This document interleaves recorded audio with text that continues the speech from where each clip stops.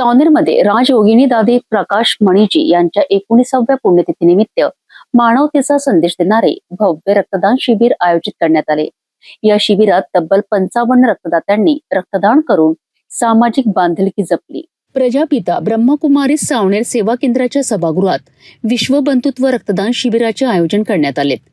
केंद्र संचालिका ब्रह्मकुमारी सुरेखा दीदी, भाजपचे नागपूर जिल्हा उपाध्यक्ष रामराव मोबाडे, IMA सावनेरच्या अध्यक्षा डॉक्टर स्मिता भुडे, डॉक्टर शिवम पुण्यानी, सावनेर तालुका मराठी पत्रकार संघाचे अध्यक्ष किशोर ढुंडुले, समाजसेवी सतीश भुडे तसेच हेडगेवार ब्लड बँकचे डॉक्टर यांची प्रमुख उपस्थिती होती।